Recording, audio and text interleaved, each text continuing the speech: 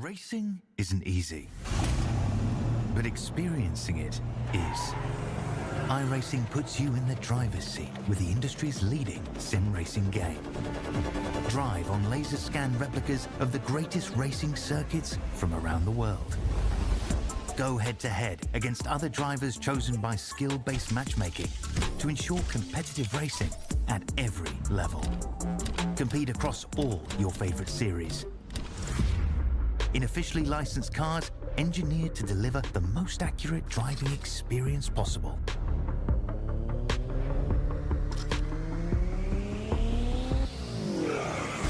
Join a race or host your own with players from across the globe.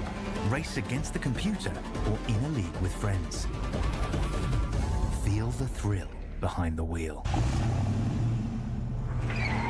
Visit iRacing.com.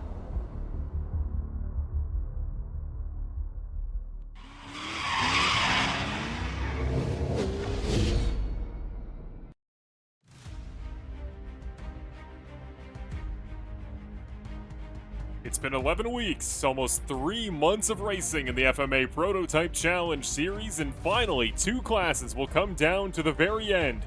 One more race worth double points to decide the champion in each of our 2 classes. Welcome, ladies and gentlemen, to the FMA Prototype Challenge Series finale right here at Watkins Glen International. It is always a pleasure to join you up here in the broadcast booth alongside my color commentator for tonight, the great Richard Swindells, back for another series finale here of action in FMA. He did it on Monday night in the GT3s. Tonight, he comes back in Prototype Challenge alongside me, our producer and commentator Marshall Crocker, welcoming you in for a great night of Thursday racing. It's Morris versus Jenkins, and it's Gustavo Ferraro versus Decio Lima versus defending points leader Jeremy Eshelman in the LMP2 class. Should be in for a great one. Welcome in tonight, Richard. Are you as excited as I am for somehow your second championship finale of the week on commentary? I tell you, Marshall, I feel special, and I didn't even have to buy a ticket to either of these. I feel really, really good. Going to be excited to watch these spaceships fly around Watkins Glen this evening. Never actually seen them run here myself, but it's going to be an exciting race. Track opened in 1956. We got 11 turns. We're doing the full Grand Prix circuit. It's been this way since 1992, folks. Now owned by NASCAR. So 5.52 kilometers, 3.45 miles, and it's going to be a lot of fun. Everybody loves Watkins Glen. What a great place to finish off the season. We'll talk plenty about it, but I'm telling you, first lap is going to be a barn burner. So many good passing opportunities, such a high-speed circuit. The boot is very technical, and that's one that's really going to test drivers' patience. You need to be patient on the throttle. The rest of the way through the traditional NASCAR layout, you can floor it and throw that thing into corners. I like the term spaceships there, Rich. That's exactly what you're expecting tonight. Let's go over the point standings. Now, throw out everything you see at the top. Don't look at first and second. Don't look at first, second, and third in LMP2. Everything below is correct. Chase Matsko, 358 points. Brian Scott, 297. Anthony Sorrentino, 6th in GTP at 220. Ibrahim, Peters, Keeneker, and Lopez round off GTP. LMP2, everybody outside of the championship 3 there. Maicon Gizzoni, probably the most dominant car in this series through the second half of the year. He did not run full-time. 314 points to his name. Broughton Jones at 271 in 5th place. Ignacio Arroyo has 240 there in 6th. Sanford, Anderson, Mars, and Nielsen will round off your championship battles. Now, the reason I say throw out those top couple in each of the classes is because, as we'll get into in a few moments here, we do not have the drop race included in those point standings. I will explain those on the warm-up lap as we get into it. I'll tell you exactly what you need your favorite drivers to do here if you're cheering for a certain name in tonight's race. Well, let me tell you, one gentleman here on the grid is already off to a good start. There is one guy who's done exactly what he needs to do here to get himself off to a hot start in a race. He could win his first championship. It was looking like very possible that Brock Morris may win multiple championships here this week. Well, tonight he comes into it looking to salvage the second one, and he is alongside his championship rival, his championship adversary here on the front row. That is going to be the gentleman on the outside, Mr. Anthony Jenkins. Let's start with your pole sitter. Brock Morris will lead it off on the front of the grid. He holds a 19-point lead into tonight's action. He makes that lead even bigger with a double-point pole. Now up to 23 points ahead of the man to his outside, Anthony Jenkins. On the second row, it's a gentleman who's joined the series quite recently. John Daniels in the Ferrari starts alongside Brian Scott, a gentleman still with a chance to finish P3 in points there. Brian Scott has had a great season so far. The Cadillac, or the Porsche, pardon me, will round off the top 5 alongside Chase Matsko, who will start to the inside of P3 in the points as we currently sit. Mr. J. Davis. Going back a little further, Adam Brady makes his debut tonight at Prototype Challenge. We'll start alongside fellow Canadian like ourselves, Faraz Ibrahim, on the outside of row 4. Rounding off the top 10, it is going to be the dynamic duo here of Breno Lopez, who, well, he's been all the way up and down throughout the course of the season. But he and the Vortex Racing team have really gotten hot in the last couple weeks. He's dropping back in the field a little bit to make some space. He's going to be alongside Sasha Andrich, but the gentleman in P10 effectively in qualifying is your pole sitter and championship leader in the LMP2 class. Let's send it to Rich for the rest of the grid. Yeah, sitting in 11th. Hey, there we go. We've got another one of our possible victors here. Gustavo Ferraro, Anthony Sorrentino, Tony Sorrentino in 12th. Row 7, we have Kai Shabart, and in P14, John Houston. Row 8, we've got Decio Lima in 15th, Breno Lopez in 16th. On row 9, in 17th, we've got Ron Matthews, PJ Wentline in 18th. Row 10, Macon Gazani and Grayson Trexler.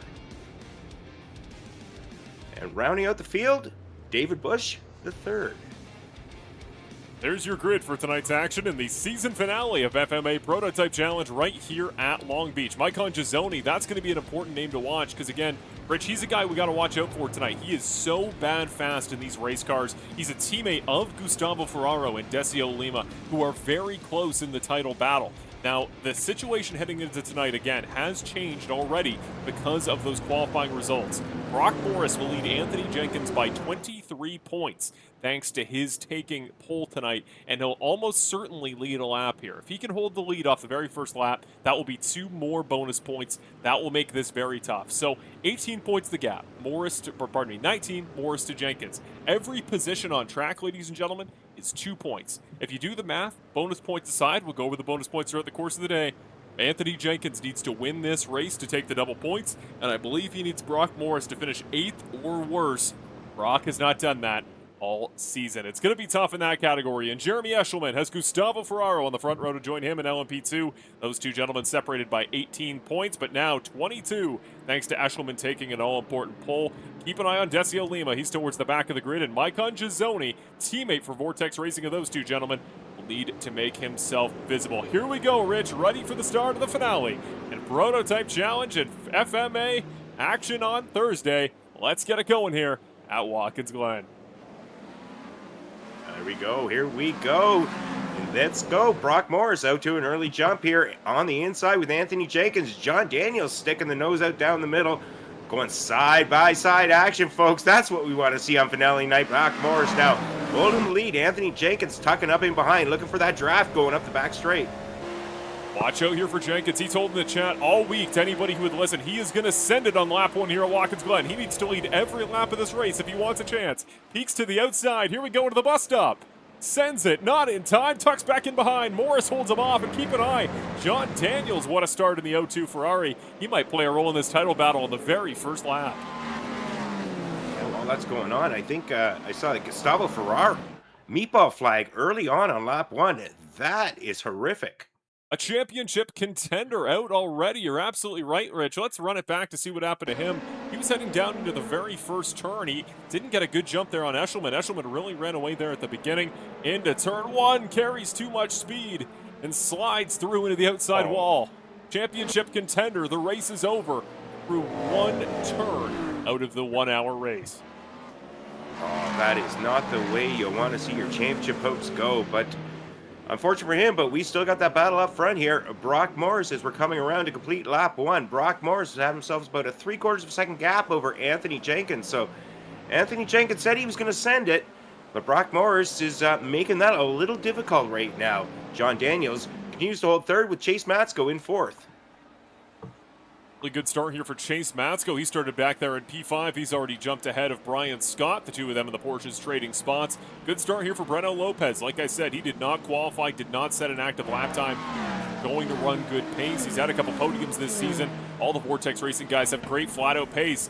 Just need to keep it consistent, put that pace down regularly. Here's a battle between another Vortex driver. Already, Maicon Gizzoni has gone from P7 all the way to P2. 5 positions in the opening 2 laps. He passes Anthony Sorrentino in the 604 car.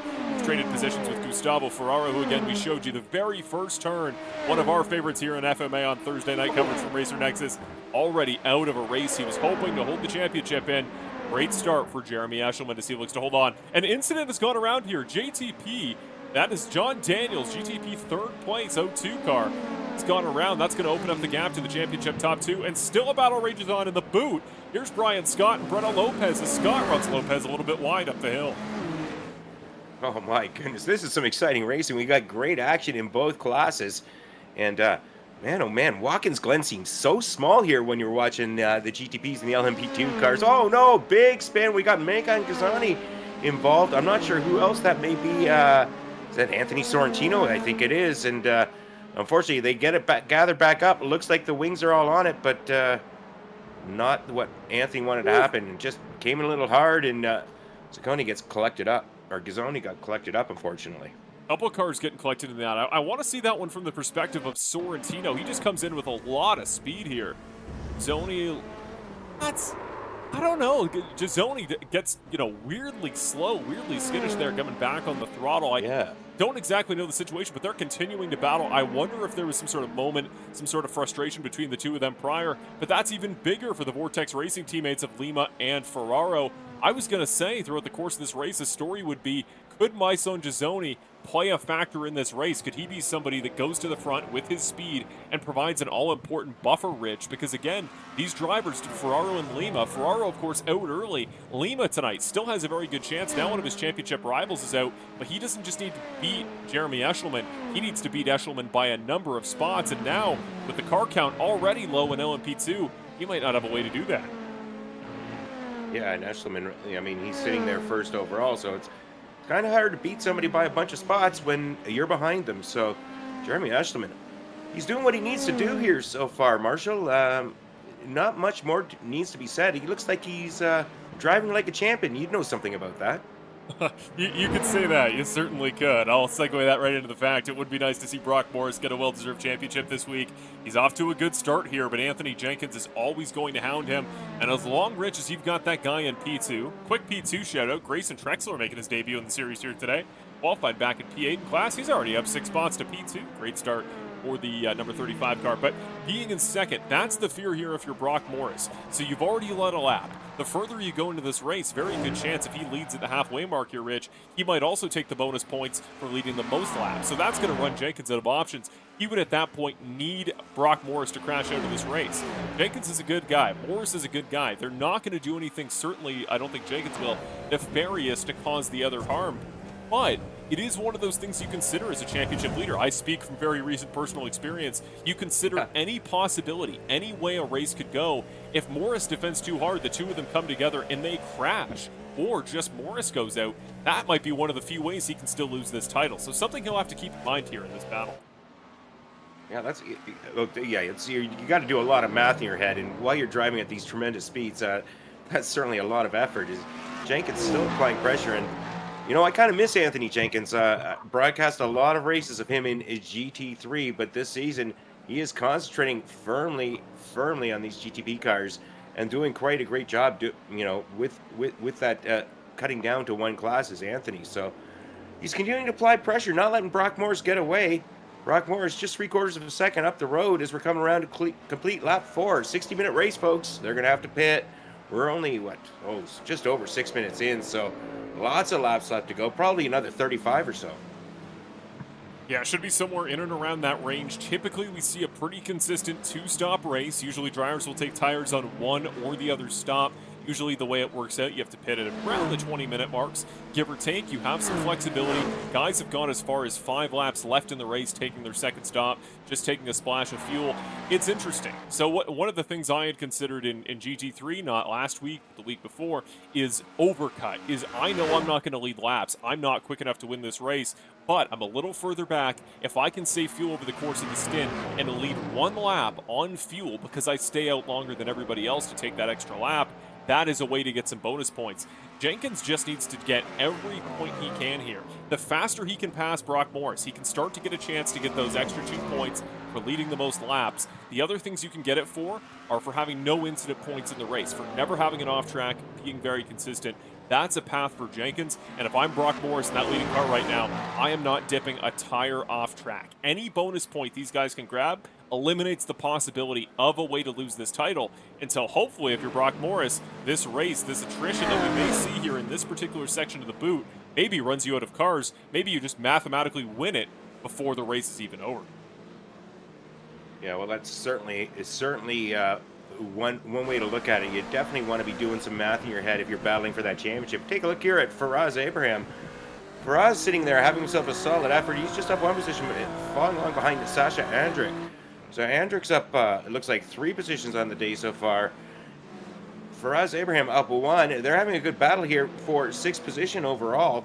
Right now we're coming around to complete lap 5, applying pressure, but I don't think he's going to have always sticking the nose in, giving a little bit of throwing him a dummy, but nobody's falling for that one this early in the race, I don't think. But man, speaking of attrition, we've only got 15 cars now that are continuing on out of we've lost 3 and 3 didn't take the start, so only 15 cars. That's not leaving a whole lot of points for these people trying to make up a position or 2 in the overall championship. Still some things to decide further back. Chase Matsko, like I talked about earlier, he's in play for quite a good position here in the prototype, top prototype class, I should say, the GTPs. He's currently in a good battle here with Brian Scott, looking to grab one more podium to round off his season. Brian Scott was one of the fastest cars of the season, Rich, in our season opener for this series back at Daytona. He's kind of cooled off. He's kind of been quiet since then, but he is pretty much the guaranteed top 5 every week, one of the most consistent finishers in this series. He's a guy, along with Chase Matsko, they've had really good years. And Breno Lopez, he came into the series a little bit late alongside Maison Gizzoni, who I think, had he run the full season in LMP2, may very well have taken the championship himself. Both those drivers have been really quick in the last half of the season. So is Breno Lopez.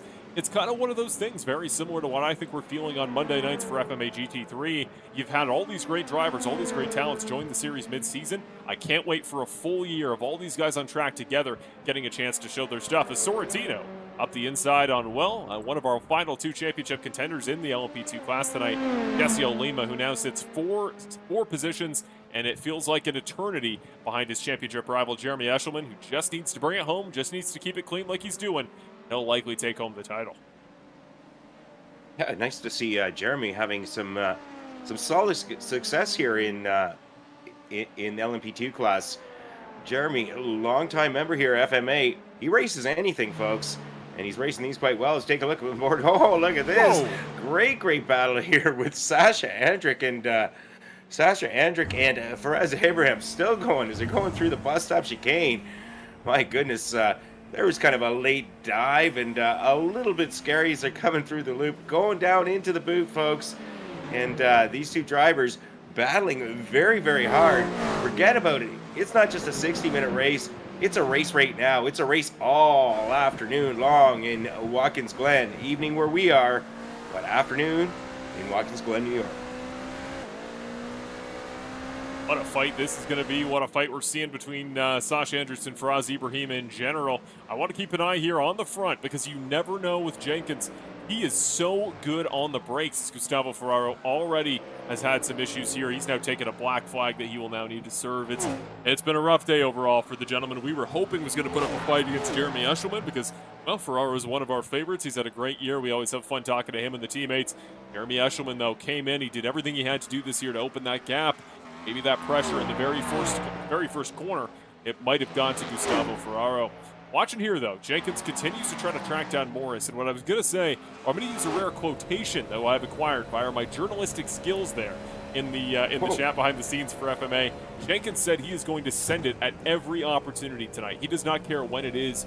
Brock Morris needs to keep an eye down the inside because you do not know when Jenkins is going to strike. Speaking of, oh my goodness, that was a scary moment there for Jenkins as a car you saw on board just appeared out of his peripheral. I believe, if I'm not mistaken, that is Gustavo Ferraro. And well, I know you talk about maybe you don't know quite as much about the prototypes as you do some other classes. Rich, you can probably imagine that car is not going to drive very well in that state. Well, he's just doing a little bit of a lightening up of the vehicle there, Gustavo Ferraro. They got by Macon. Oh my goodness, they got by earlier on Macon Gazzoni, but Gustavo Ferraro's car is just a mess. And take a look here at Brennett Lopez. He's sitting in 5th overall, having a fabulous race. I mean, he's certainly gained a ton of positions from the start. Chase Masco, though, continuing to have that battle with Brian Scott. These guys nose to tail. And, you know, I'm kind of used to Chase wearing more of the gray camo-ish colors, but both very patriotic-looking vehicles here. Yes, indeed. This is truly the freedom battle. This is FMA's finest going at it right here, representing the brand quite well. It has been a great year for a lot of gentlemen here in the Prototype Challenge class. And like I was talking about there a little bit earlier, as we see, Grayson Trexler has now taken over the point of this race. He's just passed Mr. Jeremy Eshelman, who's your leader in LMP2. It's hard to tell exactly what's gone wrong here. Let's see the pass. Let's get a replay there. Go to our Racer Nexus replay on how Trexler actually got by Eshelman. And that would be why Eshelman. That could have been so dangerous there for Jeremy. Thank goodness Trexler was able to check up in time to woe it up on Eshelman. I want to watch that one more time from the perspective of Jeremy, because Jeremy here just gets a little bit light. He's full lock on the wheel, full lock on the wheel. The back end just gets light underneath you. We're already hitting the point here in this race up that very tricky corner where it's kind of cambered to the outside. The track is trying to get you to slope off to the outside. It's actively discouraging you trying to get back on the throttle. It can be so tough to tell exactly how dialed in your rear end is, and already the tires are old enough. That guess, that how much grip do I have in the rear, is going to get a lot less predictable as the race goes on. Eshelman found out right there. Thank goodness for his championship. He's able to keep it on track. Speaking of title battles, we're back. Get ready to see this in a couple different iterations here tonight, Rich. It always feels like one of them will break away by a half second, a full second, a great lap for one, a great lap for the other. Until the checkered flag flies, a battle between Morris and Jenkins is never over. No, I've watched both drivers for over many, many races. Not in these cars, though, but Anthony Jenkins, a formidable opponent to Jeremy Eshelman. So really, really interested to see what happens as this race keeps going. I mean, geez, we're not even 15 minutes into this 60-minute race, so we're less than a quarter of the way through, folks. And they're driving it. They're driving like they stole them. These aren't dentists out here. These are hard professional race cars. You take a look going through the bus stop chicane, using the curbing. Jenkins continuing to apply pressure here to Eshelman, but Eshelman not blinking at all. He's just in his zone, and he's just going for it. And nice to, oh, what am I talking about? Jenkins and Eshelman. I'm sorry, Brock Morris. This old man's losing it a little bit there, Marshall. But Brock Morris, Anthony Jenkins continuing on and going by lap traffic here. That looks like Shepard they're getting by now, but my goodness, we still got a lot of racing left to go. Going to use a little bit of a draft here. Is Jenkins not sending it just yet, but he's tucking it in close. He's threatening. Yes, indeed. Getting really close here through the final part of the boot. I'm going to try to keep an eye through this battle to see what sector each driver is quick in. From what I can tell and what tracks with what I know about him, Brock Morris is so good at estimating mid-corner apexes. He will hit the apex on a corner as close as about anybody you'll ever see. You'll watch here on exit. Look at how close the left side of Brock Morris's car gets to the wall. Here on the curb, watch his right front tire. He is going to put it right on the outside, the flatter piece of this inside rumble curb. Bit of an internet drop out there for a quick moment for him. We see it on our side. Depends how much he'll see it on his, because I know he's had some internet troubles throughout the week. That's going to be one he wants to keep an eye on here, and so does Anthony Jenkins. The last thing he wants right now, again, is to cause a wreck that changes the championship. Internet connectivity issues are always a potential way that can happen. Looks like, though, you see what I'm talking about here, Rich. Certain sectors, certain guys are going to be quick. Brock really opens that gap up down that long straightaway, but by the end of it, through this section, look at how much more grip Jenkins has here through these long sweeping corners that make up the boot. And remember, I know Monday FMA GT3 is fixed setup. This is an open setup series. These cars, these two Cadillacs, might be the same vehicle, but they could be handling in a variety of different ways. As we see side-by-side, battle for the final podium spot. Here we go, Scott versus Lopez. Yeah, Scott, Lopez, Brian Scott right now on the inside, Lopez around side, Lopez tucking it back in behind, but this battle is far from over. Lopez is sticking the nose down, but Brian Scott charging hard, and Brian Scott off to what a tremendous start he's having here. He's up third place overall. Breno Lopez, man, oh man, he's in fourth, but just the positions gained since the beginning. Like you said, really interesting to see how he does in a full season here in FMA. He was last when this race started in the GTP class, already up into fourth position. Looking elsewhere throughout the field, we got a good battle shaping up here. That's Adam Bradius. Did I just see a car go flying into the wall? I did. Who on earth was that? That was Mason Gazzoni, unfortunately, I believe. Yeah, straight back to the pit lane. Yeah. Totally right. That's heartbreaking for Gazzoni, who I talked about all night. He has been a dominant force to be reckoned with here all season since he joined middle of the year. Just completely loses rear end grip on the midpoint of the corner. You see the car just, it's straight lines, but it's not because it's understeering. It's because he's trying to collect it up. Watch his hands here. Middle of the corner. Full lock. See, he makes that correction on the rear end. He had that little flick to the right to try to get the back end settled around. That is enough to cause understeer that puts him into the outside wall. And you called it there in the middle of that battle. You were right to yell it out, Rich. That was right in front of the battle for third. That very well could have collected cars that, you know, we talk about the importance, Alex and I always do in this series, of the multi-class. You never know when you're going to get involved in somebody else's battle, even if you're all by yourself. That was almost one of those moments. As here we go, John Daniels versus back in another battle. Chase Matsko. Yeah, Chase Matsko, no stranger to battles, folks. Whether it's in the chat rooms or on the racetrack, Chase Matsko always fighting hard, and Chase Matsko right now has a full handful of John Daniels all over the back of him. Take a look at Dacio Lima coming in for his pit stop. You know, going back to what happened to Macon Gazzani there, I'm wondering if he already had some damage and that helped cause a little bit of that understeer in the corner, because he had been involved in an incident earlier on. So unfortunately for him and teammates, but Chase off a little wider than you really want to be there. Chase Matsko managing to hold on, though. John Daniels not able to take advantage. So coming around for another lap. They're completing lap 12. We're going to go for another 41 minutes, folks. This battle kicks off again about 20 minutes into the race. Here we go. Brian Scott trying to hold off Breno Lopez, who continues to charge him down. 998 car. You can narrowly get a higher number at a 3-digit count than that. He is absolutely flying right now on Brian Scott, looking to work his way up even further, going from the back of the grid in class to the podium here in one more position.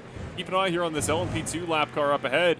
Might play a role here in the decision of this battle. The front two, though, this battle you see here for third, championship top two have checked out. It is now 16 seconds between Jenkins and P2. Brian Scott continues to hold on to P3. Well, I guess that it kind of explains why Morris and Jenkins are battling for the class championship. That's just a dominating performance. But here's the battle. This is the battle we want to see right now. Nice battle here between Chase Matsko and John Daniels. John Daniels trying to hunt down Chase Daniel. We've got a Ferrari, we got Porsche, and it's going to be a matter of a lot of laps left to go here. So we will see what happens. Wait a second here. Brock Morris into the pits, folks. So Brock Morris coming in for a little earlier stop. Jenkins continuing on, takes over the lead. What did you say about bonus points there, Marshall? Well, so that's going to be interesting. So with Jenkins going out further, that's going to be 2 points the way of Jenkins. So now Brock Morris will have led a lap. Quick pole, that's 4 bonus points for pole. That is 2 for leading a lap. Whoever leads the most laps gets an additional 2. Remember, the number that Jenkins has to chase here is 19 from the start of the race. Morris, though, already with those bonus points. By the end of him leading a lap here for Jenkins, the 4 bonus point advantage actually goes to Brock Morris. That'll be up to 23 points. So Jenkins, what he's got to do here, he needs to lead every lap of the rest of this race down the stretch. He needs to take the rest of the laps. He needs to get the most laps led. That will get the swing back in his direction a little bit, and he will still need Brock Morris to finish effectively where he is on track right now, somewhere in and around 7th and 8th, which, knowing Brock, is not going to happen naturally. It is not going to happen diegetically. He needs Brock Morris to have some trouble here throughout the course of this race. It's one of those things. I don't think it's likely. Brock has finished pretty much every lap of this championship, but multi-class racing, Rich, you never know. As Brock Morris, if you're going to get caught in somebody else's mistake, if I'm the 05 car, I want my head on a swivel all day, making sure I avoid other people's chaos. Yeah, it's whoa, and a black flag for Anthony Sorrentino. A little bit of an issue coming into pit lane. In pits now, we've got Anthony Jenkins. So Anthony Jenkins coming in now, and as you said, multi-class racing. I've done a lot of multi-class racing, Marshall, and that's the beauty of multi-class racing. You don't necessarily have to have the best pace. You have to have a little bit of luck. You have to have that foresight to know when's a good time to get in the pits to avoid coming up on lap traffic. When's the time to make the move around this slower class? When's the time to move out of the way for the faster class? So there's all kinds of thoughts at play when the multi-class comes into the equation. Very well put. John Daniel is going to make the pass here. He's actually going to become potentially the second driver to lead a lap here today. You see the board on the bottom right. Confirm Anthony Jenkins did lead a pair of laps there, so that will be bonus points for him. But John Daniels here, going to lead the lap for the first time today. He joined the series a couple weeks ago, I believe, at Imola for round 10. He's had great pace all the way through, has had good races, but now finally he is really kicking it up a notch here in the 02 Ferrari, really starting to put down some real laps. And look at the battle off pit road. New leader in the battle between the two gentlemen. Jenkins jumps Morris, the undercut, falls through. Potentially, if you are Brock Morris, did you take tires and Jenkins did not? Actually, of the two, Jenkins spent more time in pit road. So the question is there, did Jenkins just have the in-lap of the gods, or did Brock make a mistake on his out-lap? Well, that's just it, and it could have been a traffic situation, and that's a lot of foresight and planning, and doesn't really matter what happened. Jenkins right now, Jenkins is in the lead over Morris. John Daniels yet to pit, so Daniels will be coming in, I'd assume, sometime in the next lap or two. Take a look at Brock Morris, linking in and out on occasion, but man, oh man, they are so close, folks. So close. But, wow, getting through and getting past Lima, so Decio Lima getting out of the way as best he could. Now we got John Daniels in the pits, so this will be, whoa, a little bit of a touch there. And Brock Morris really applying the pressure to Jenkins. Jenkins not succumbing. Jenkins knows what he needs to do, and what he needs to do is stay ahead of Brock Morris and hope for a little bit or a lot of luck, actually, folks. But so far, Jenkins he's doing all he can. But I don't expect to see Brock Morris take this line down. I think Brock is going to make a move, and if he can get by, he's going to get by, because the best way to ensure your own success is to just win, isn't it, Marshall? It is indeed. It's the only thing you can control guaranteed. If you just win this race, you are going to win the championship no matter what. Here we go. Here's the run down towards the bus stop. Brock Morris carrying good speed as he always does off turn 1. Jenkins, what does he have in the tank? What's he going to throw at him here? He defends all the way to the inside. He's going to make Brock go the long way. Closes the door on him. Jenkins is going to make this clear as day. Brock Morris, if you're going to pass me and try to go drive off at the championship and make it that simple, you're going to have to make the pass of the ages into the bus stop. And I'll tell you, I've made 2 passes in my life in real competition, both of them in Radical Canada, around the outside into that bus stop. It is 2 of the most stressful moments of my life, and in about 98 other universes, I wrecked hard into the outside wall. It is a hard thing to do to make that move. You're Brock Morris holding a championship lead that you can only lose via wreck. That's the last kind of move you want to make, but that might be the only way, Rich, he gets by that 732 car. So I'm not saying we know Brock Morris, but we've watched Brock Morris. Some of us have raced with Brock Morris over the past few months. Do you think Brock Morris is content just to sit behind Anthony Jenkins for the next 34 minutes and take his championship, or is Brock Morris going to say, hey, let's go out in style?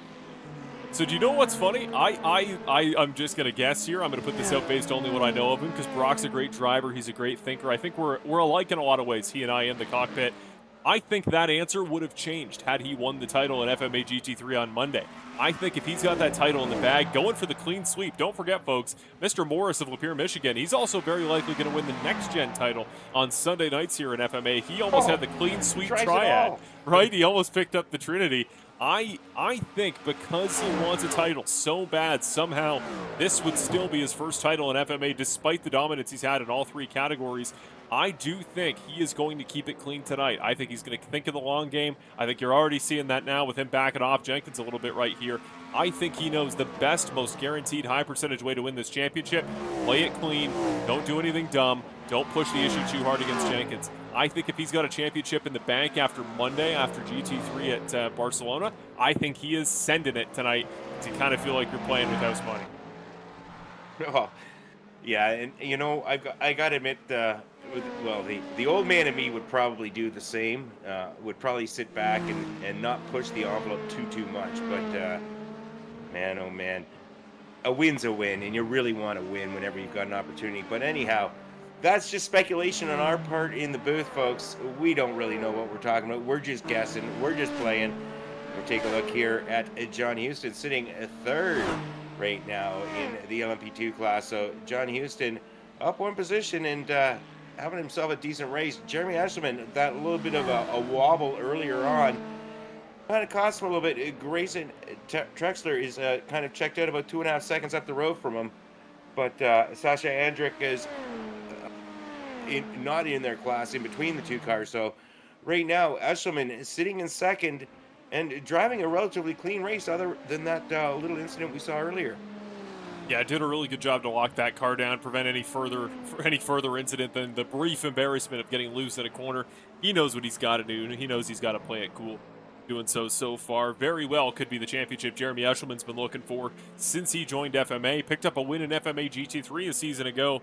Championship's a whole different ball game, and he'd be well deserving after the relative dominance he had early season. A really good job he's done to consistently pick up points the course of the year. Grayson Trexler, I want to talk about him again. Started P8 here tonight. He is up to the lead, now leading the probable series champion. I'm going to give you a research project here, Rich, on the side through the next 32 minutes. Can you figure out if where he's from, Salisbury, North Carolina, is that the home of the Salisbury steak? Is that where it originated? No. Because I don't know a darn thing about North Carolina, and I wonder if there's any correlation there. Well, you would think the Salisbury steak, I don't know, for some reason I would think it comes from the UK because they like plain food, folks. And that's very true. But you're right. It originated in the United States during the American Civil War. So I was wrong. And you're probably right. That's all I know. That's all I can find out right now. So off topic, but hey, that is what it is. We take a look here. Oh, wow, Anthony Jenkins going for a little bit of a slide on the replay. That lets Brock Morris cruise on by, folks, a 2.5 seconds up the road. So Brock Morris loving, well, I mean, you don't want to see somebody else have a little bit of an issue, but Brock Morris got that pass done without having to, have any risk at all, so to speak. But Grayson Trexler from Salisbury, North Carolina. We're going to call it the home of the Salisbury steak. That's what we're doing. But currently in first place, what a strong race he's having. Yeah, reality's what we make it here on Thursday nights, Rich. We call the shots so long as you're listening to our broadcast. We say what we want. That is massive, and I think that's a piece of why, if you're Brock Morris, in that moment, you don't want to push the issue too much. You don't need to in that battle, because Anthony Jenkins knows you're fast. He knows you're there. You're applying pressure, and in an attempt to break away, in an attempt to know that he needs to lead the more than half of this race to take all important bonus points, Anthony Jenkins knows he has to push the issue. That's where it leads to mistakes. That's where you can just take the lead for free. And if you're Brock Morris, you want to get by the other potential championship leader, Jeremy Eshelman, there in that black and gold LMP2 car really quick. You want to open up that gap once again. If you don't need to see the back end of the 732 car in front of you anymore tonight, you're a very happy Brock Morris. Really nice job there, taking his time, waiting around.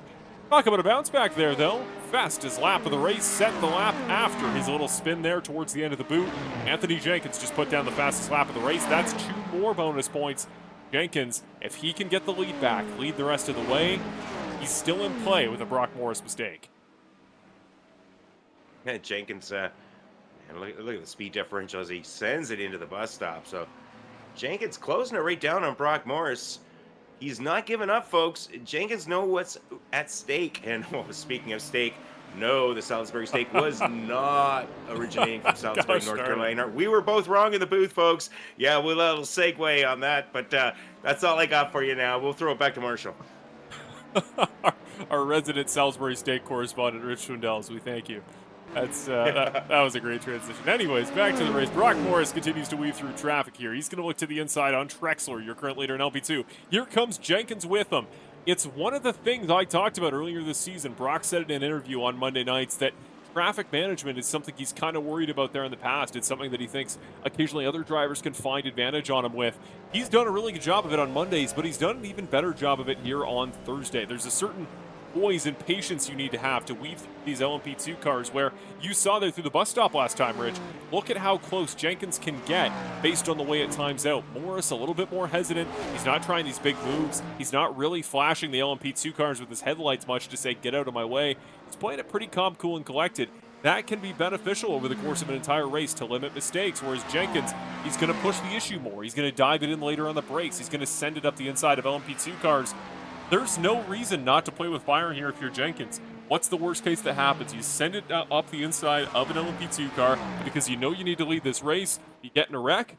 Nobody remembers how many points you lose the championship by. They just remember who wins it. If I'm Jenkins, I love the fact that he's sending it. And this is why I love multi-class racing and championship racing. It's one thing to race for the win. I love that. Maybe it's just me, Rich. I love the X's and O's of what do I need to do as a champion? What path to the win do I still have if I'm the guy chasing? Jenkins still has ways he can win this race, but they're difficult, and they mean instead of being able to wait 25 minutes like he would in a usual race to go beat Brock Morris, he has to do it right here, right now. Yeah, that's one thing I've liked in all the races I've watched and broadcast with Anthony Jenkins. He's one of those drivers who just, it's all on. He's not there for second place. He's there for the victory. He's there to push it as hard as he can, to go as fast as he can, and pass as many people and stay ahead of as many people as he can. And always has that camera, that little different camera angle than I'm used to seeing out of Anthony Jenkins when he used to run the GT3 cars. I guess there's not quite as much the same room in the GTP cockpit there, so camera angle a little bit different here this evening than I'm used to seeing. And it's important to mention, I don't even know if we've said it yet, he is the defending Monday Night FMA GT3 champion prior to this week. He has championship pedigree. He knows what it's like to win, even in a series where a lot of good drivers join through the course of the year. There's a lot of parity, a lot of different winners. But if you are the most consistent, you make the most races, you finish the most consistently, you are going to find yourself at the top of the pylon when it comes to the championship order. Jenkins knows how to do that. Brock, somehow, of the two drivers, has not won the championship. He's the guy looking to get his first today. I can't wait to see these two guys back, whether it's Thursday nights or in general. I hear Jenkins is coming back to Monday Night FMA GT3 in the start of Season 3. I can't wait to see potentially the two different champions duking it out there in a different form, because these two guys have put on great battles all year in the prototypes. It'd be great to see them switch it up and do it on some other Racer Nexus broadcast nights. Looking back throughout the field, we've really spread out everywhere. The only close battle on track is there for the lead. Keeping an eye here, though, on Brian Scott, who's fallen back quite a ways. Was up there in P3. Remember, he was battling Breno Lopez and Chase Matsko most of the race up there towards the top. Post-pit cycle, something's gone wrong here for Scott. He's fallen quite precipitously down the field. Precipitously? My goodness, Marshall, your vocabulary is outstanding. But that's what happens when you're a champion, folks. It'd be really interesting to see Anthony Jenkins mixing it up with Brock Morris and our own Marshall Crocker Jr. But Brian Scott, like you said, he was way up there. He was up, I believe, up to fourth at one point.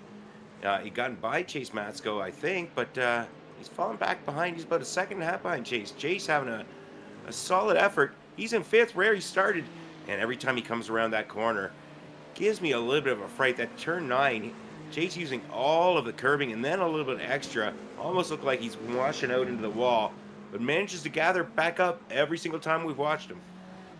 That outside curbing on the exit of the boot, I don't know how to explain it. From a driver's perspective who's run a lot of races at Watkins Glen, it's one of those bumps that looks scarier on TV than it feels in the car. Something about it, because you hit it straight, it doesn't feel like the car's out of control. You hit that bump, you bounce in the air, you're perfectly fine. Whereas, from our perspective, we're like, holy cow, he's coming off the ground, he's bouncing off the grass. It looks very scary, but one of those ones in the car, somehow, as a driver, feel you've got it very controlled. We're back, because this is the best battle on track like it's been most of the season, and it does have championship ramifications. I'm looking at the numbers here. Let's look at your lap sled count, because again, the bonus points are very important. Do the math. Jenkins would need to lead this lap and 15 more the rest of the way to pick up the all-important 2 bonus points for most laps led. Shout out to John Daniels, who led a lap earlier in this race. He's running out of time here, Rich. I don't think with 23 minutes left, unless he leads literally this lap, I don't think Anthony has a way to get back to that bonus point. The number of cars Brock Morris would need to finish behind now is somewhere in the range of probably P10. We only have 9 cars left in this race in the GTP class, Rich. This one, mathematically, earlier than expected, might be just about wrapped up here for Brock Morris. Yeah, and Sasha Andrick going with the meatball flag going. backwards, folks. So, unfortunately, for Sasha, not the race the Detroit, Michigan driver was looking for. Let's look at the replay and see what happened here. Going down into the boot, it looks like, and so far nothing out of the order. Oh, just washing out, getting on the throttle a little early, over into the grass. Took a little bit of the fencing with him, and almost looks like he had flat tire, going in now, and that's going to ruin his race. He's in the pits now. Yeah, heartbreak there. Andrich, I was going to point out earlier, he was a P4 at the earlier part of this race, right about when Brian Scott dropped back. He went up there to the 4th position, now occupied by John Daniels. Really, besides Breno Lopez, Brock Morris is another internet disconnect here. Keep an eye on that as we go forward. I mean, that is the ultimate. I'm not even going to put that out in the world. That would be the ultimate heartbreak. We're not saying anything. We're not going to say anything. We're gonna keep an eye here. Jenkins continues to keep it close. Brian Scott, he's catching Chase Matsko again. It's like Chase Matsko has a battle-seeking magnet that just attracts other cars, attracts sheet metal to his Porsche, because every week he's in the middle of the greatest battle for 10th you've ever seen. Today it's going to be him and Brian Scott. And again, we talked about the points heading into today. These two gentlemen in 4th and 5th, kind of that midpoint in the GTP pack.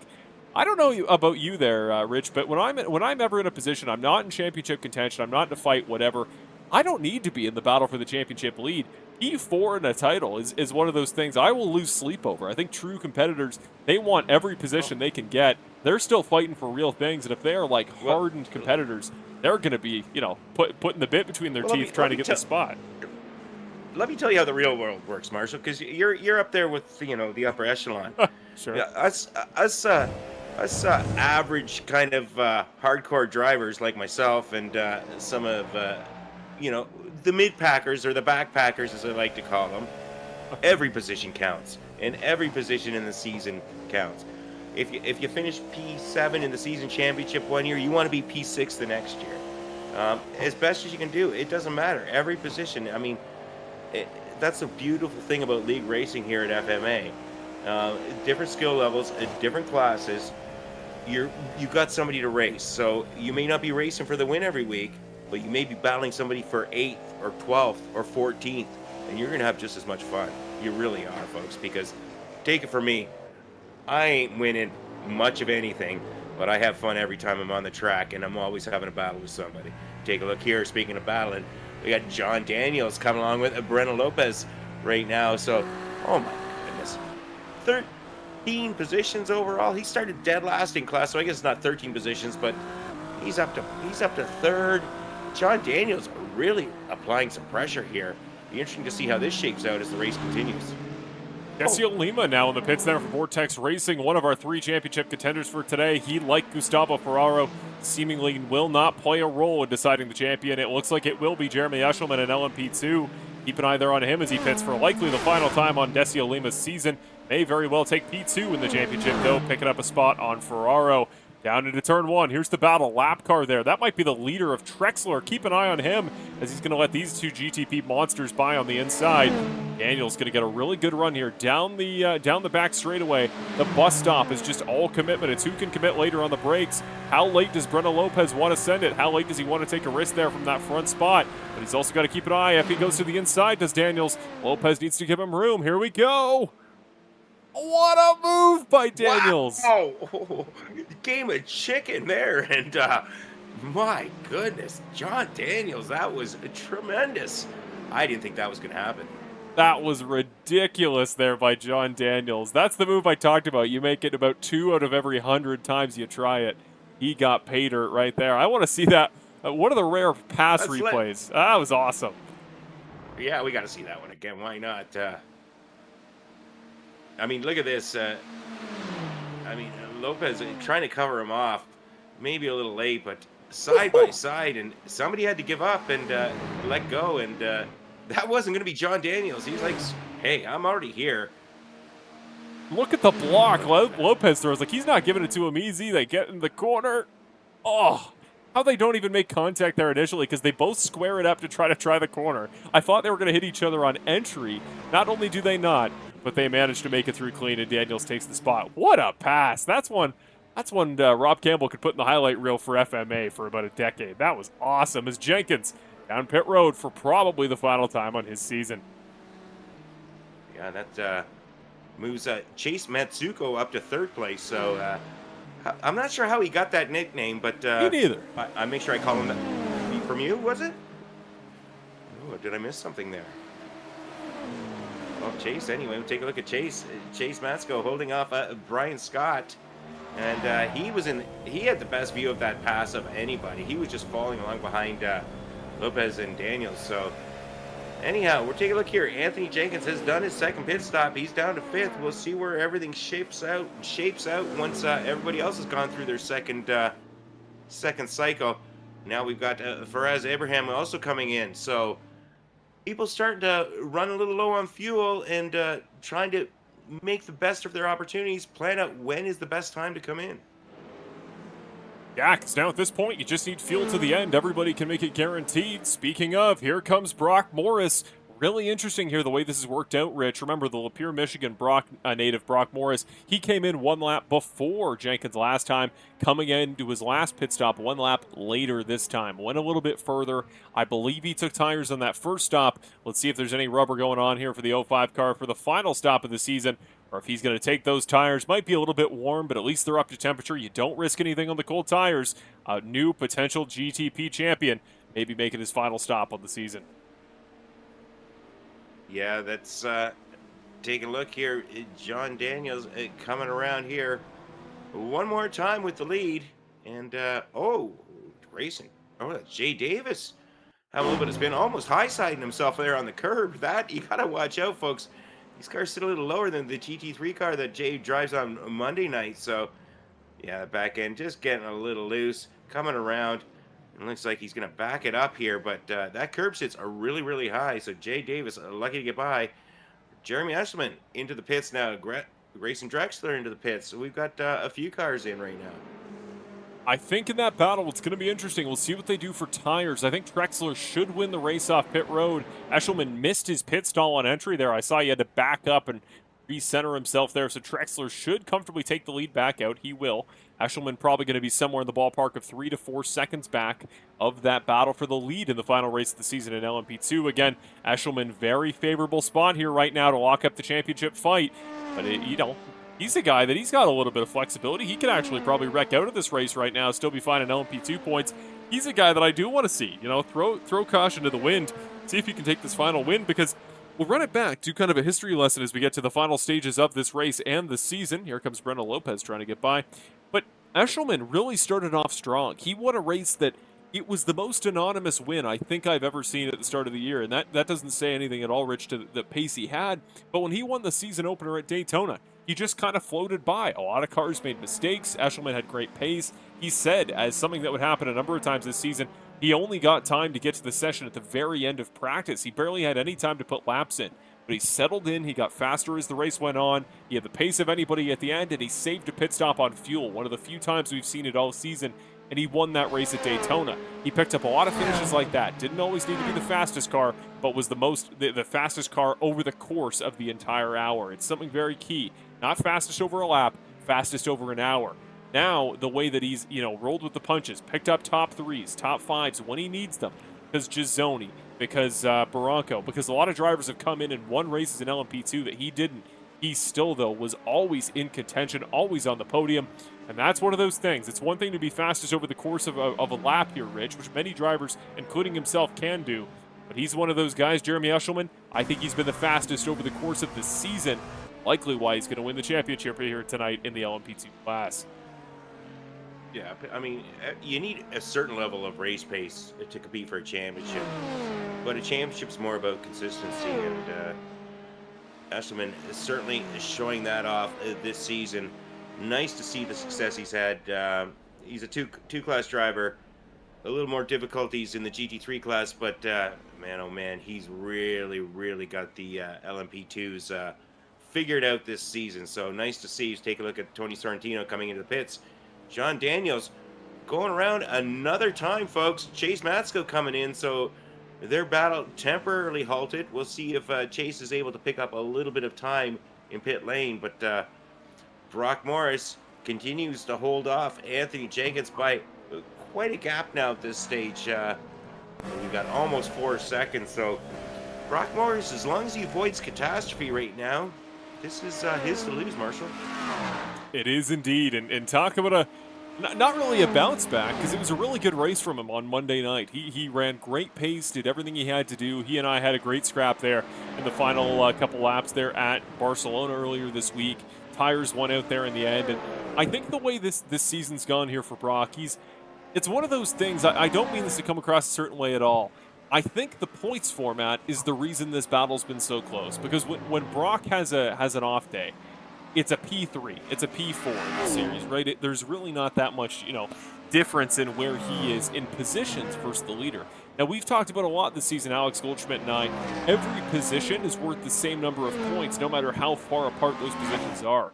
There were times, I think at Le Mans, he took P3, and I believe he was somewhere in the ballpark of half a minute behind P2 or something like that, with Jenkins right behind him. In terms of race time, he and Jenkins were much closer than the positions would indicate, but the reality of it was, Brock, every point is just one. Every position down goes the way it does. I think the way the points have worked out, I think actually goes against the way Brock Morris ran his season, and it's awesome to see in the final segments here for a guy that's had such a good 3 to 4 month period. It's going to be well-deserved that he gets a title, let alone potentially a couple again with Sunday Next Gen. And it's one thing that should be said. I want to give total credit to Brock. He practices multiple series a week. That's something we can't undersell, Rich, to not just be the champion in one class, to be consistent, to be effective, to be a championship threat, and almost a champion in 3 different classes that you're splitting practice between. That's just unbelievable dedication, and to see that rewarded here in potentially 11 minutes would be very cool for Brock. Well, it's not just the time, it's the money commitment, Marshall. Right. I mean, trying to get sponsors for 3 different cars every single week to keep them on the road. There's tires, there's fuel, there's entry fees, there's travel. Take a look at Chase Matsko coming back into the pits. Chase Matsko getting a black flag, folks. I believe he may have done something a little wrong on pit road the last time by. I'm curious the way this is going for John Daniels. I'm trying to do math here to see that the longest somebody can go on fuel. And take it with a grain of salt, everything I'm about to say to you here, folks. I think John Daniels will likely pit this lap. If he doesn't, I'm curious how far he can go, and he's in a very good position tonight to at least take home P3. This should be the stop. Yes, it is. It's going to be fun, though, to see, okay, how much does he bounce back? Can he stay ahead of Brian Scott? Because if John Daniels can take home a final podium here in this season in a race with Breno Lopez, who has a podium, Scott, who has a podium, Matsko, who has a podium, Davis, who has a podium, he can hold all these drivers off in a real, coming out party for him. It'd be a really good way to end the season. It would be very cool to see a newer driver to FMA come away with a big result here in this final race, which is exactly how I'd also describe Mr. Grayson Trexler, Salisbury's own, only 10 minutes away from his first FMA victory. Yeah, that's, what a time to have your first victory. A season-ending race, a victory. It couldn't be much better. So, Grayson Trexler having himself a solid effort.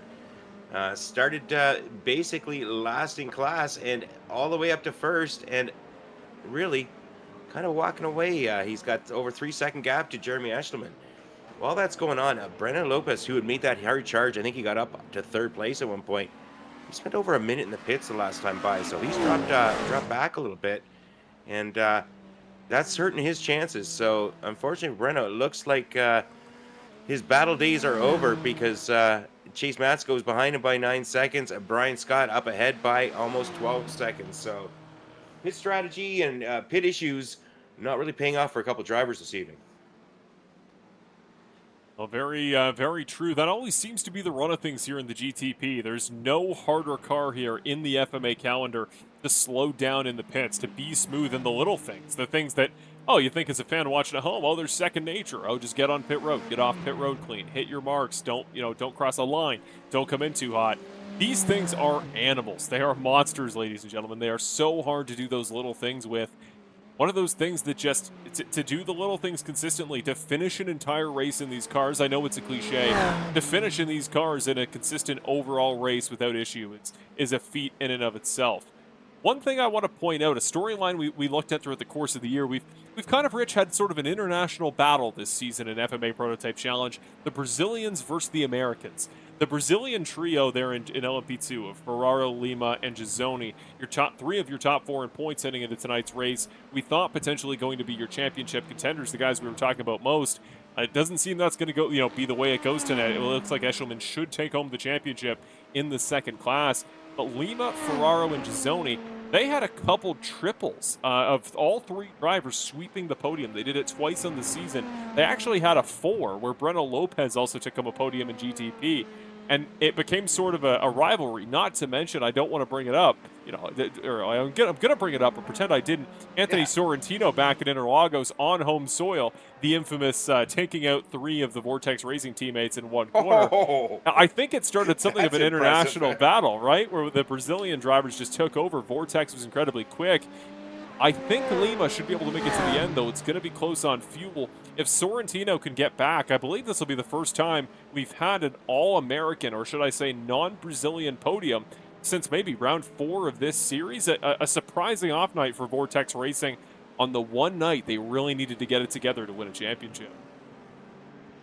Yeah, the 3 of the 4 drivers having issues, unfortunately, and 4 of the 4 if you count some pit issues. So not the best night for these drivers, but they're continuing to truck on as we take a look at Gustavo Ferraro, longtime FMA driver. And nice to see that there is no quit in these drivers, Marshall. It doesn't matter if it's your day or not. They're still continuing on, trying to see what they can get done here. Yeah, nobody ever achieved anything by quitting, so might as well stay out there, see what points you can salvage. And again, Ferraro and Lima still have P2 in the championship to decide. The 2 teammates, they're not going to do it on track. They're not really going to do it with any real battles for position. But every moment, every second of race time can count if you're trying to finish off a championship fight. Up the hill he comes. Brock Morris now sits just 8 minutes away. Pardon me, 6.5 minutes away from potential glory. Himself and Jeremy Eshelman in a very good spot. Keeping an eye here on the lap times. Eshelman was faster than Grayson Trexler last time by. We'll see if that's the case here. He is just slower. Trexler and Eshelman have about evened out. The gap now between the top 2 and LMP2 back 53 seconds to Decio Lima there in P3. Talk about, what's even the word for it? Talk about just a different stratosphere for the top 2 in the championship tonight. Kind of one of those spots where I wish Grayson Trexler had been here all season. I think he and Eshelman would have had a pretty good back and forth. Yeah, that's 3/4 of a lap, folks. So, I mean, that's not all pace. There were some issues going on, but I think we just kind of checked out. And great way to finish the season here for Grayson Trexler and, of course, our championship leader, Jeremy Eshelman. Nice to see the Greensburg, Pennsylvania driver having success on Thursday nights here in FMA. Fastest driver last time by, and a guy trying to still make a race out of this one. Anthony Jenkins ran a 132.1. It's been a heck of a night here for him. Jenkins has had the raw pace at the end of these runs. He seems to pick it up when the tires really get in their window, the temperature evens out. Maybe once, certain drivers start to burn it up more than others. Jenkins seems to just all season have had a little bit more in the tank towards the end. He's going to need to find it here, though. 1.6 seconds the gap. You can see Brock Morris up ahead as he flashes to get by Jay Davis there on the inside out of the way, who will go a lap down there in P8. It's all to play for, and I think at this point, Rich, if nothing else, as Jenkins takes 0.2 more out of Brock's lead here in the boot, you want to win a race. Cap it off. Go out on top if you're Anthony Jenkins, and show Brock you got more in the tank when we return for Prototype Challenge GTP versus GT3 next season. I would expect both these gentlemen will join back in the GTP category. Something to go out on. Go out on top if you're Jenkins. Leave a little something in the mind of Brock Morris to say, you may have won today, you may have finished off a great title fight, but I've got a little bit more for next year. Yeah, it's down to 1 second now, folks, and on lap 36, it's gonna be tight.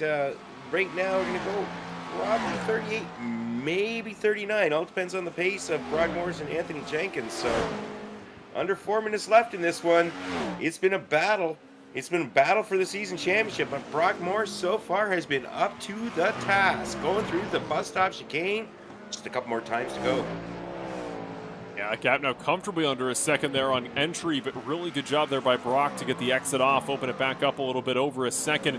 Fastest lap of the race last time by there for Mr. Jenkins, 131.94. Brock last time by, 133.04. Over a full second faster was Jenkins. A couple laps to go here, and I'm going to reiterate it again because it's important to note. The points are comfortable. Brock's in a great spot. You do not want to wreck here in this position. Do not go out of this race. If you're Brock Morris, fight to the end. Make it fun. Obviously for Jenkins, keep it as clean as you can. Brock just cannot afford to DNF this race. No, but Brock still wants to win. So, you know, he's a smart driver. You don't get to the level of success he's had this season in FMA without being smart, without thinking things through, without doing your homework. Be interesting to see what happens now. It's still about a second gap. We got 2.5 minutes to go. They're going to come by for 2 more laps, it looks like. So far so good for Brock Morris, but Anthony Jenkins never giving up. That's his motto. And man, that sounds like a Rick Astley song. I'm aging myself, folks, but Anthony Jenkins, second place. Nothing to sneeze at, but we know how he is. He wants first, and Jenkins getting aggressive on the curbing through the bus stop chicane, trying to close it down. He's got it down to about 6/10. Brock Morris doing all he can to hold off. Hey, if you're going to win the season championship, winning it with a win is always a little nicer, but at the end of the day, the main goal is to bring home the title, get that crown, and so far so good for Brock Morris, but Jenkins not giving up. Half a second gap now, charging hard. He's fighting. You can see him pushing. The focus there as he looks down at his black box. He's checking that relative every corner to see how much he gains on each braking zone. He's doing a good job on the brakes. He's really committing. He's holding the back end well here, but Brock is just getting such good exits there, even on older tires. You just want to straight line the car, point the nose the direction you want to go, slowly coax the throttle back down. Brock's doing a better job on exit, but Jenkins right now fearless on entry. Watch as he gets right on the curb, right on the apex. Perfect job, keeps it off the wall. Brock Morris now, you talk about wanting to win the race overall on pure merit. Brock Morris just threw a shot to the inside, dove to the bottom to the inside wall to break the toe.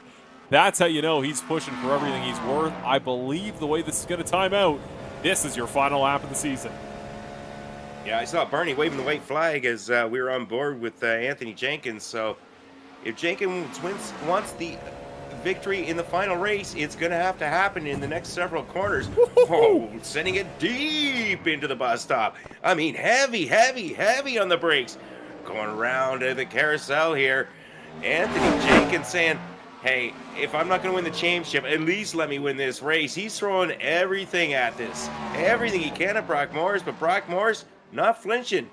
We're coming around here, folks. We're coming around to turn 7. Jenkins up the inside. Morris holding him off, so we've only got 4 more corners to go. We got corner 8 coming up, and oh my goodness, look at these guys. Jenkins throwing it up the inside, but no, does not get by. Morris closing the door. Only a couple more corners to go. He had to hold them off the entire season this close for the championship. Now Jenkins wide out of the boot. Brock Morris is going to bring it home off the final 2 corners. First the left, then the long sweeping right-hander. And he couldn't quite get it on Monday. May still do it on Sunday, but at least on Thursday nights, Brock Morris is your GTP champion of the Prototype Challenge Series. He wins it in an all-important finale at Watkins Glen. What a battle he had tonight with Anthony Jenkins. Going to come up heartbreakingly short in a season that, well, he's earned this just as much as anybody has. Jenkins, he came so gosh darn close to the championship, but tonight it's the 05 car that is going to take glory. Looking down the track, he's got plenty more circuit to go. He just barely stayed on the lead lap there in front of the GTP leaders. Couple more corners and one more time through the boot, Mr. Jeremy Eshelman. Yeah, Jeremy gonna solidify his season championship here. I love that livery, but the race leader, Grayson Drexler, had himself a solid race. I mean, you couldn't ask for anything better. Starting last, finishing first. I mean, what more is there to racing, Marshall? Can't say I've ever done that, but Grayson showing the talent level he has. He's not going to win a championship, but I'd like to see him back next season and see if he could battle for one, because the pace of this man, this driver, is outstanding, and really, really solid race for him, and no mistakes made. Jeremy Eshelman doing what he needed to do, though, to close out the championship. Second place, clean effort. What else can be said? Nice job. Off the final corner, Grayson Trexler going to bring it across the line, wins his debut here in the FMA Challenge Prototype Challenge Series. But across the start-finish line he comes. Jeremy Eshelman is your champion in the LMP2 class. He won the season opener back at Daytona. He led this championship flag to flag in that 03 car for Threshold Motorsports. What a season for himself and his teammate, Mr. Ignacio Arroyo. Not here tonight, was here most of the season. Congratulations to your LMP2 champion, Jeremy Eshelman, and tonight's second place finisher. Looking back, Brock Morris doing one more victory lap. We'll see what he's got cooked up here in the chamber. He, as a guy who was in contention for 3 different FMA championships, do you think Richie put together a different celebration for all 3? Were we going to see the same one? What are you expecting here? Well, I think they got to be a little different because you got different cars with different characteristics, and you can do a little different things with some of them. Oh, we'll see what's happening here. So far, so nothing. How much fuel did Brock Morris take? I mean, geez, Brock, that's one extra lap. You seem to have a bunch more. Let's see. Are we going to see the burnout? Here we go.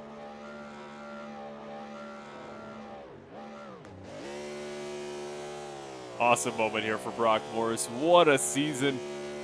What a year for him. It is well earned. As you see, he's doing donuts with Eshelman. Gustavo Ferraro's in there. Everybody's having fun here in the after the season finale and Prototype Challenge at Watkins. What a race. What a year. That's a cool shot. Dual burnouts with your 2 champions. Morris gets his first in FMA. So does Eshelman. That is an awesome moment there for those 2 hardworking gentlemen. What an action shot there as they lined it up. That was...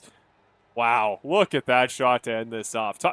We don't script these races, but my goodness there, it does not get much more scripted looking than that as Gustavo Ferraro makes a quick cameo there. What a night, what a race. I'm almost lost for words here as we get into our final results here, Rich. What a night. Yeah, I really enjoyed that. That was my, I appreciate you welcoming into the booth. Not like you had a whole lot to say in the matter, Marshall, but really, really enjoyed the GTPs and the LMP2s at Watkins Glen. I feel honored and privileged to close out the season with you. Let's get into your final results here. We'll start with the GTP class. Your champion and race winner in the finale, Mr. Brock Morris. What a race for him tonight. He led the majority of this one from start to beginning. 29 laps for him. Jenkins comes in P2 in the championship and in tonight's race, but did take home the fastest lap and a couple laps led for his trouble. Great run there for Jenkins. He comes up just short of gold. In P3, his first podium here in the Prototype Challenge Series in a very tough GTP class. Congratulations, John Daniels. What a race there for him tonight in the Ferrari. Great livery, great drive. I hope to see him back next season. Brian Scott, Breno Lopez going to round off your top 5. Chase Matsko and Faraz Ibrahim, 6th and 7th. Matsko will go down as your final car on the lead lap. Ibrahim, then Jay Davis in P8. He'll come home, I believe, for P3 in the championship in the end. Great season overall for Jay Davis. Want to give him a shout-out. Sasha Andretz and Adam Brady, P9 and P10. Brady making his debut here tonight from Monday nights. Unfortunately, didn't go the way he wanted. He'll settle for the end of the top 10. Ron Matthews, PJ Wentline, never started this race. They were on the grid. They didn't set a qualifying time and then did not run a lap. We'll send it to Mr. Richard Swindells for the LMP2 grid. Yeah, the race winner, Grayson Trexler. Solid effort, last the first challenge, and he succeeded. He takes victory tonight. Jeremy Eshelman, our championship winner, comes in second with a solid race. Led a lot of laps, finished second overall, did what he had to. DCO Lima coming in third this evening, so a solid race for DCO. Nice to see him having success. Tony Sorrentino in fourth. Kai Shepard in fifth. The rest of the drivers having some issues this evening. Unfortunately, Gustavo Ferraro, John Houston, and then we had Macon Kizani and David Bush III. It did not take the start. That will round off your final results here in both classes in the FMA Prototype Challenge season finale here at Watkins Glen. We're now ready for my favorite time of the night, It's the time this becomes a podcast. We get gentlemen up here in the broadcast booth. We talk to them about not just their race tonight, but their overall seasons. Let's start it off. The man who not only won the race tonight in the GTP class, but the man who is your new champion here in the upper of the two classes here on Prototype Challenge Thursdays. Let's bring him in the broadcast booth. I'll do the pleasure of congratulating our winner and champion in the GTP class. We welcome in Mr. Brock Morris. Brock, you got a copy? That's why we asked the question, ladies and gentlemen. I just want to make sure we get connection for Brock. He may be coming back from the push to talk button from the race. We'll give him a second. Am I here? My internet has been so bad all night. You are coming through loud and clear on the audio. We can hear you now. Yes. We just need you well enough. Brock, congratulations, my man. What a drive, not just tonight, but all season. You held off a defending champion on Monday nights a season ago in Anthony Jenkins for an entire season, and you do it one more time. Great finish all the way through. Let's start before we get into the X's and O's. What's the emotion? You're the new champion on Thursday nights. Yeah, I'm pretty pumped about it. This is the first championship I've ever gotten in a league. So, got denied on Monday, unfortunately. You know a lot about that. And, it was... I know no such thing. Yeah, I don't know. That guy, you know, whatever. I'm kidding. I hear he cheats. Don't worry about him. Yeah. Came in feeling pretty good about my shots at the Cup and shots at the race win in general. Out of all the setups I've ever built, this is probably the most proud. Just the car tonight I felt incredible. I finally figured out, I had it hopping on exit. The rear was always hopping on exit all season. And it took me until tonight to figure out what I needed to change to stop it from doing that. And so it's finally car felt great. On the long run, especially, I felt like I was able to open up a little bit to Anthony. But yeah, it's super exciting.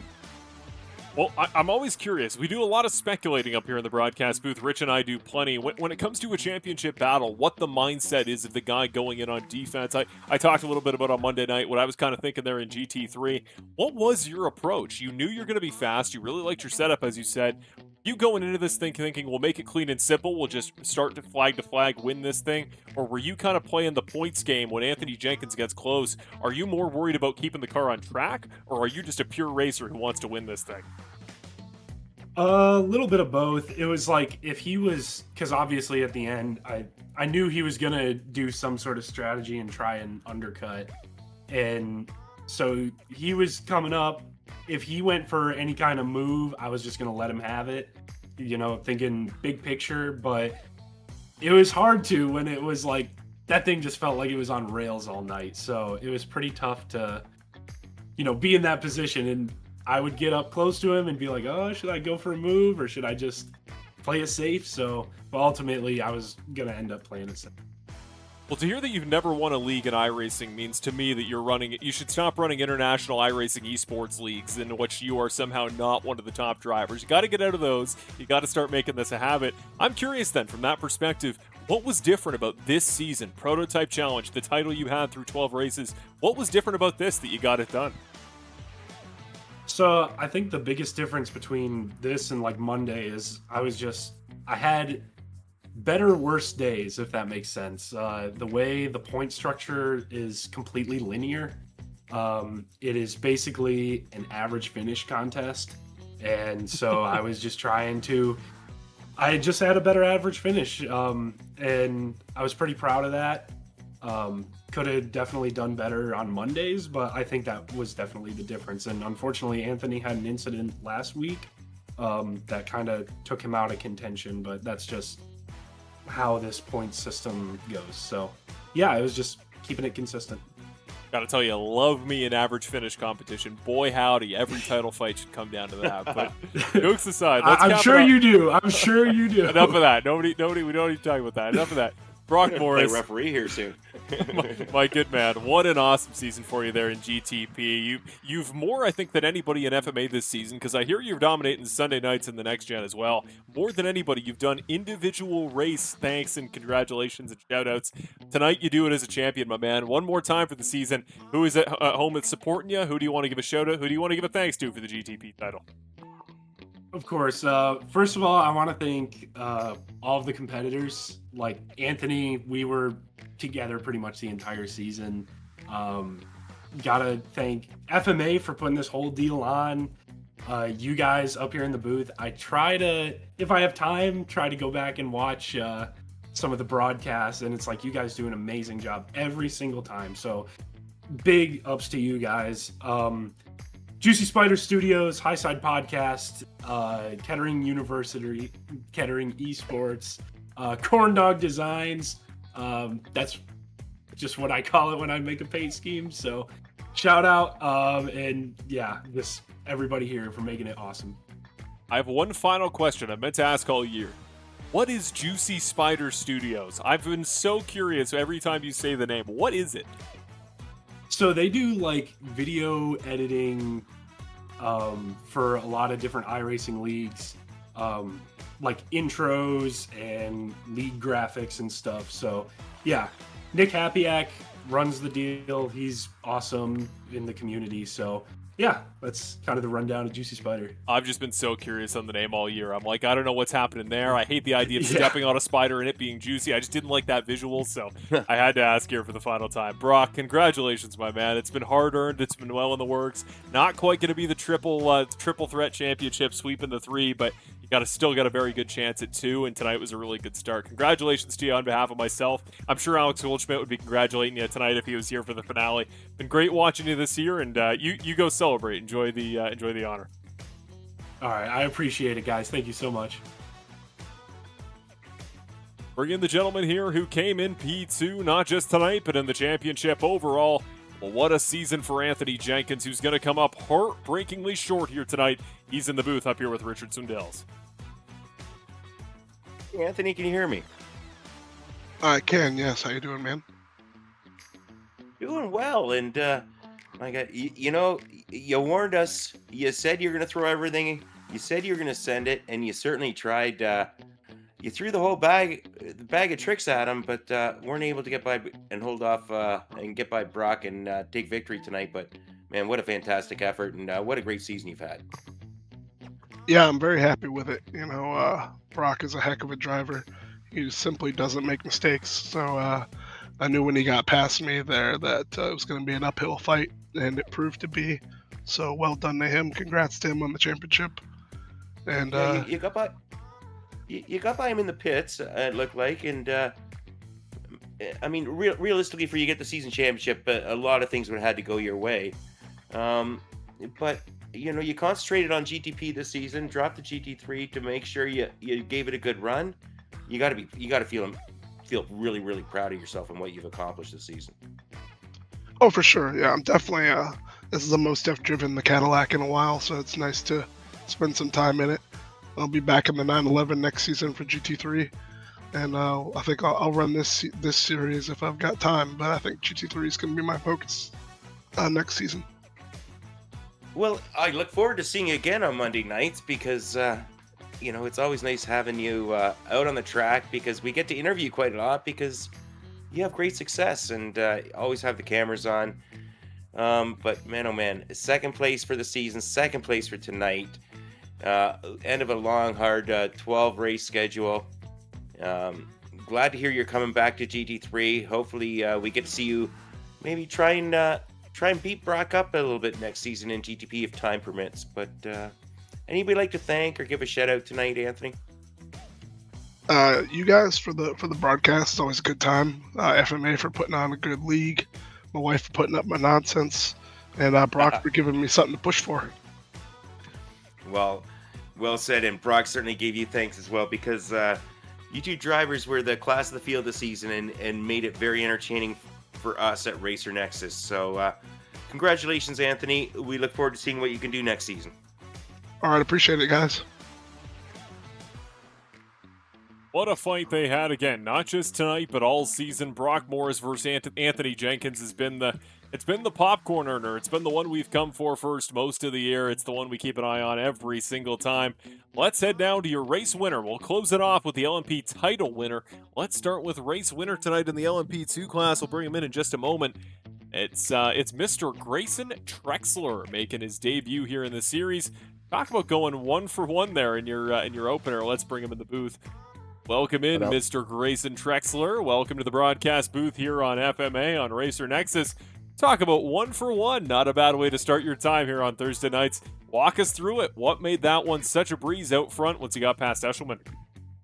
Well, this is the first time I've played iRacing in about 2 months, and some of my buddies with Team John Houston talked me into running tonight. Kai Schappert, John Daniels, and John Houston, and I guess I got lucky, or I have a little bit of skill, and one of those two played into it. I'm gonna guess it's the second one, because that is absurd. Congratulations again, not only to win the race, but to beat the guy winning the championship tonight on track to take that race win. Tell us a little bit about your background then, because if you've had that much time off and you were in such good form, are prototypes something up your sleeve? Is that something you're pretty comfortable with heading into tonight? I mean, I've been playing iRacing off and on since 2017, so I've been around it for years, and honestly, I don't do much prototype racing. I usually run GT3 or TCR, but like I said, I guess it was just in the cards tonight. Well, welcome to FMA in that case. Monday Night GT3 is, of course, a series that just wrapped up, runs side by side with this one. Not the same tracks, but runs week and week here, just the same way with Prototype Challenge. Are you potentially somebody we may see a little more often in FMA? Did you like what you saw tonight? You want to come over to Monday and race with gentlemen, including myself, Brock Morris, our GTP champion? Are we going to see the 35 car out a little bit more often? Yeah, I had a lot of fun tonight, so I would expect to see me back here more often. Well, we'll give you the opportunity. Anybody you want to give a shout out to, anybody you want to thank, anybody who might be watching the broadcast, or again, even just teammates, shout outs, the floor is yours. So let's let us know. Yeah, just once again, I'd like to shout out my Team John Houston teammates who talked me into running tonight. John Daniels, John Houston, and Kai Schappert. They're a fun group to run with, and thank y'all for putting on the broadcast. Always a pleasure. Congratulations, Grayson. 1 for 1. Awesome way to start your time at FMA as the now defending champion, a guy that loves running GT3 on Monday night. I hope we see you out soon. Give it a try one of these days. All right, thank you. There you go. It was a dominant win, not by time on track, but by the number of laps he led. Once this guy on your screen made a mistake, it was all over there for Grayson Trexler. Well, the floor is yours here, Mr. Richard Swindells. Here he is, your championship winner and P2 finisher tonight. Jeremy Eshelman rounds it off. He joins Richard Swindells. Well, congratulations, Jeremy. Thank you. Thank you.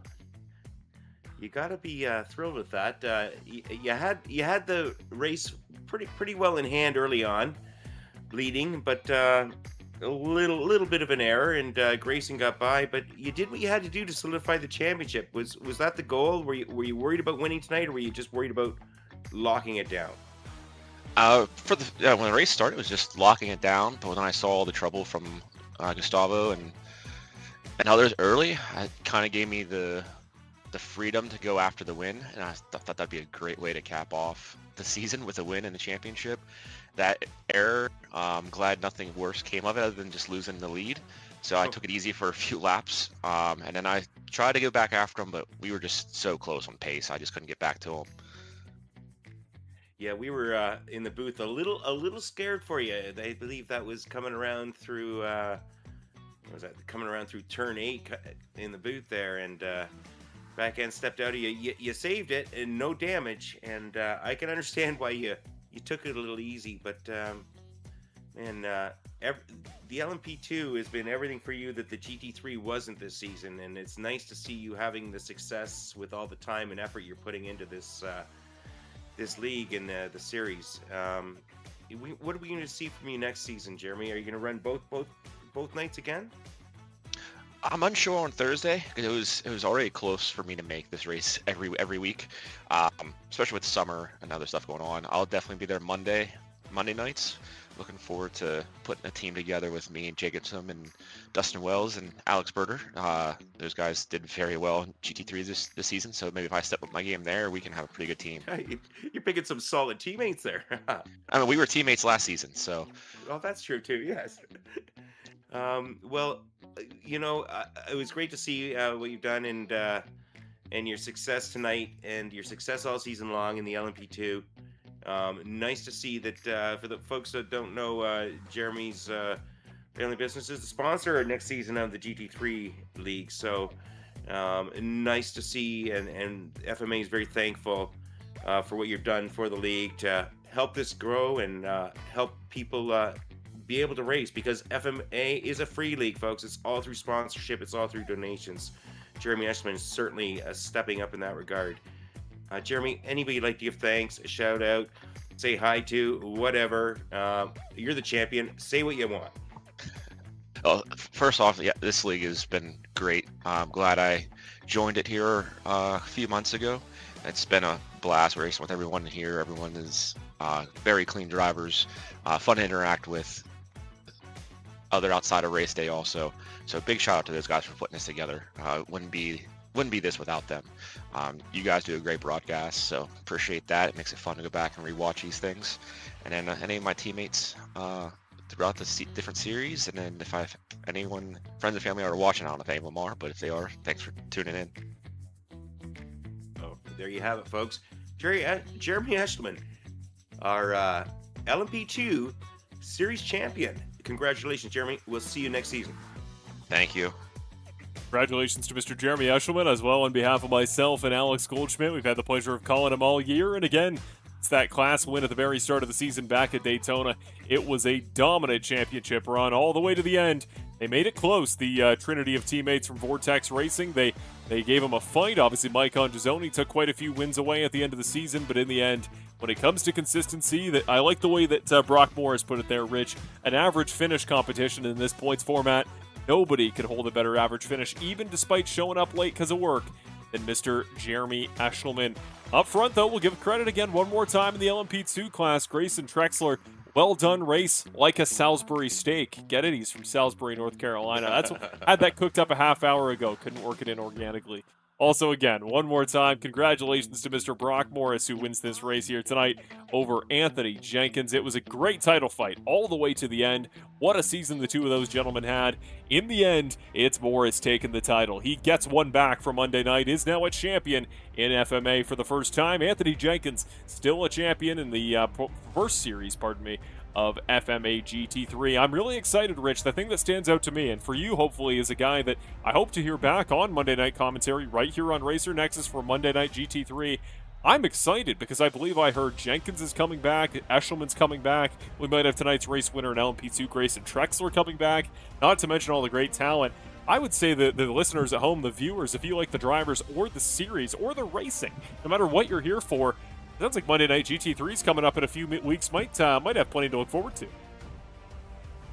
Oh, it certainly will. And, you know, I thoroughly enjoyed the GTP and LMP2 series, the broadcast I managed to see, and, of course, certainly tonight's race. So FMA is really expanding and growing, and the league admins are doing a tremendous job of giving the racers a really nice outlet, and we commend them. Well, that'll about wrap us up here tonight for the Prototype Challenge finale right here at WATKINS GLEN, where we've crowned two new champions, and they are first-time champions in the Freedom Motorsport Alliance.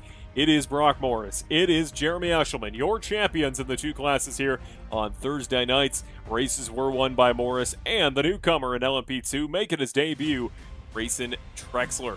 Don't forget, we got more content coming up here on Sunday nights for NASCAR. Can Brock Morris take that championship as well and round off a stellar couple months of form for him? This series is, of course, coming to an end, but it'll be back in a few weeks. Don't worry. FMA Prototype Challenge will return, and that one going to be a GTP and GT3 crossover series. The multi-class racing gets more intense. LMP2, we're going to say goodbye to it for now. But a number of drivers, I'm sure, will jump up to that top GTP class, and a couple cars getting updates, including my stupid BMW hybrid that has been unusable all season. A couple more updates coming, so the racing for that should be great. That'll about round us off, Rich. It's got to feel weird for you because you've been a guy you called all season on Monday nights in FMA GT3. You come over tonight to run GTP LMP2. It's something special when you round off a championship campaign, seeing how long, how many hours guys have put into it. It feels like kind of a beautiful send-off the way this week of finale races went down. Yeah, it certainly was, and I feel bad for stealing it away from Alex, but thanks, Alex, for letting me sit in here tonight, and I had a blast. Well, the graphic here will say Alex Goldschmidt, and he had an awesome year. He was stellar on commentary. We thank him for all he did to bring some legitimacy, some class. Of course, he's a real-life commentator all over the world, doing Porsche Cup commonly, Lamborghini Super Trofeo out there in Europe. He's everywhere. He'll do this race. He did one race from Monza. He did one race in Croatia. He is everywhere, and we thank him for all he brought to the series this season. And Richard Swindells, thanks for joining us here on the final all-important race of the night. You did a stellar job always. I'll call a race with you on broadcast or paid or not. Always a pleasure talking racing with cameras. Traxcams 22. We thank them for bringing the awesome angles you've seen all season at a variety of circuits. One of my favorite parts of the race, setting up the cameras, seeing the great angles we're going to see all the racing action come down at. And again, if you've never done so, check out the other series here on Racer Nexus, not just FMA, but everywhere here, everywhere and around in the YouTube space. Racer Nexus, Rob Campbell and the entire team, not just our broadcast crew, but all the broadcast crews put on a great product. Check them out, all the various other series, Apex, this, GT4, anything that catches your eye as you check out the YouTube page, give it a watch and see what you think. On behalf of myself, Alex Goldschmidt, Richard Swindells, and the entire team, on behalf of the Freedom Motorsport Alliance, we say thank you for watching an awesome series of FMA Prototype Challenge. Congrats to our champions Brock Morris and Jeremy Eshelman. And in a couple weeks' time, we'll be back, and you'll see us on Thursday nights right here on Racer Nexus. Once again, have a great night, everybody.